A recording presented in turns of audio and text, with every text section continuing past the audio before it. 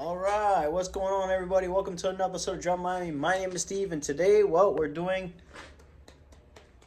more 2J stuff, baby. Let's go.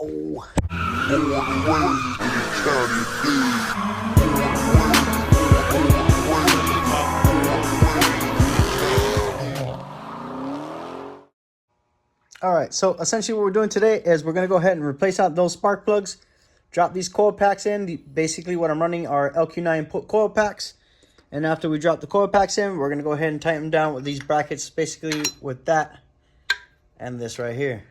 So make it look all nice and neat. All right, so in a nutshell, what we're doing is we're running LQ9 coil packs from a basically LQ9 engine. And we have the MP boosted coil pack bracket holders for the 2jzE. And we're just dumping them right in. That's all we're doing, essentially. It's not too much of a big thing to do, but some people don't like LQ9 coil packs. Some people prefer the R8 coil packs. There's a lot of back and forth about it. I'm not going to get really too in detail about it because I don't know too much. I don't want to talk about stuff I don't know too in-depth about. But I am going to go ahead and install it and show you guys how. So we're going to go ahead and take care of that. Let's do that now. All right, so first things first, you got to make some room. So we're going to take all this BS off. These little hoses go bye-bye. And then we're going to clean out this whole area, make sure no debris or anything falls into these holes, because that's the last thing you want is any kind of dirt or rocks or anything of that nature to fall into the cylinder. And then when it detonates, destroys your cylinder wall or your piston. But anyways, doesn't matter. We're going to go ahead and take that out now. So first things first, we're going to clean this area, and then we're going to pop these bad boys out. Also, I forgot to mention, side note, the spark plugs I'm using are NGKs. And for those who want to know, this is the part number I'm using.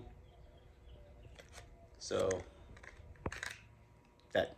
Okay, so essentially you have your LQ9 coil pack, you have your rubber boot, and you have your metal spring. If you look close inside there, you see the little nipple. The metal spring goes into that nipple. But for now, we're going to go ahead and put this rubber boot in. And then in that, you're like I said, you're going to find the center, and you're going to drop it right in. Once it's in and ready to go, you're going to come over here. I'm going to take you guys with me. And then you're going to find your location and drop it in accordingly. Okay, now as for the brackets, right? The bracket has a spacer, your screw, and a little pressure washer. So obviously you stick this through, right? You grab your spacer, you stick it in there. So let me go ahead and put it in now so you can take a look. Okay, we got the first one on. It's looking pretty good. Next up, I'm just gonna go ahead and start doing this one by one. Basically, I gotta undo this bracket by bending these two tabs, sliding this piece out, sticking them in there according just how I said it earlier. Boom, boom, boom. And then in just a sec, we're gonna have them all done. So we're gonna see how that looks now. All right, so we went ahead and put all the coil packs in with brackets. So once again, we have LQ9 coil packs with MP boosted brackets. Essentially, I had to take off the little custom bracket that I already had on it, take that one off. Basically leave it free floating. It's a little bit loose in here. Some of them are tighter than others, maybe because I haven't tightened it all the way. Maybe I'm just being a little bitch, who knows. But I will get back to this later. So this is all in. So now we know that is all tackled and done with. I'm going to go ahead and put these little two pieces in here. Go ahead and just to finish that up. And then once these two pieces are in, we're going to move on to the next one, which I haven't told you yet. But I was so happy with these titanium bolts that I went ahead and got intake bolts, titanium as well. Titanium itself, not the necessarily best. It looks great, but they weather over time, or they get weaker over time because it is titanium. Titanium overheat cycles over a long period of time. Warps, not warps, but gets brittle or whatever the case may be. But I don't care. This thing's sick. We're putting it in. Let's do it. All right, so we're on the intake side. So now what we're going to do is going to go ahead and put the titanium hardware. By the looks of it, it's not going to be able to be put here. It's going to be put basically holding the runners all together. And that way, maybe, and I do mean maybe, I'll buy some more hardware to cover up this little area here. But certain areas are longer than others, so I'm not sure exactly how that's going to work out. Maybe I'll reroute them, put them here, or maybe I'll put them there and do a mix and match bolts over here. I don't know, but we'll see now. All right, intake's off. I got the runners exposed. Intake's right there on the floor. Don't mind the E36 wing. That's for another video. But what we're going to do, like I said, is we're going to go ahead and put our studs in here. But the thing is, if I put the studs, not here, but if I put the studs in through these holes, right, you're not going to necessarily see them. The plenum is there, and the bolts you will see are the bolts that are on the plenum. So I'm kind of tempted to put the stock bolts back in here and then put the titanium bolts on the outside, or just put the titanium bolts here and then figure out the rest later. So we're going to cross that bridge now. Okay, so by the looks of it, they're going to all go holding the runners. So I'm not going to put them on the actual plenum, or I put it on the actual intake itself, or plenum, whatever you want to call it. I'm just going to do this. So essentially what I've been doing, I'm using the 2-bolt method. You pressurize both bolts against each other, and then all you got to do is just start spinning the stud out until the stud comes, it's already loose, until the stud comes completely out. Then you're going to undo these 2 bolts and then bring them to the next one and keep doing it until you have all the bolts out. I've already went ahead and did multiple. This is as far as I am right now, so I'm gonna go ahead and take care of that. So 2-bolt method to pull their studs out. So here's the process more or less. We got the 2 bolts in, bolts there, and literally, little by little, you're just gonna just drive it out. Actually, let me just use this to make our lives easy. All right, let's use this. And if you can see, it just drives it straight out. Make your life easy. Use the 2-bolt method, or use the, which I didn't have the appropriate tool to take it off.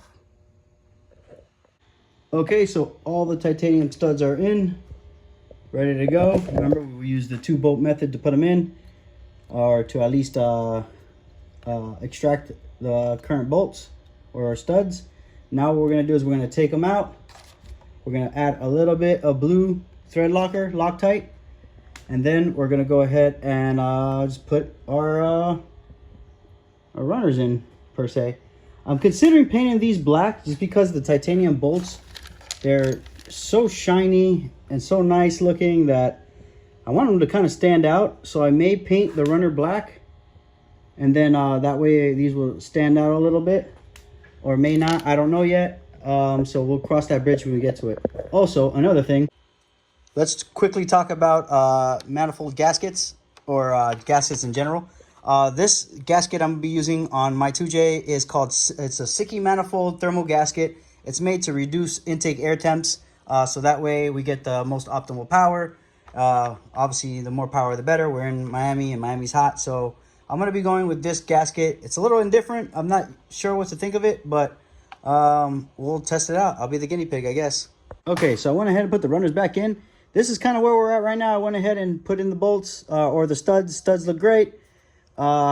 This is kind of where we're at right now. So I'm thinking I might Cerakote this and leave that polished, because I want these bolts to kind of be, you know, shown kind of like on this side here, where you could see the bolts individually. Let me move this right here. I kind of like this look a little more than if it would have been polished all the way through and through, and then the bolts stay shiny. So I'm considering Cerakoting this black and then leaving that polished. Tell me what you guys think in the comments. Actually, I'm interested to know what you guys think. The fuel rail is black. It's a radium, just black fuel rail, so it'll match this.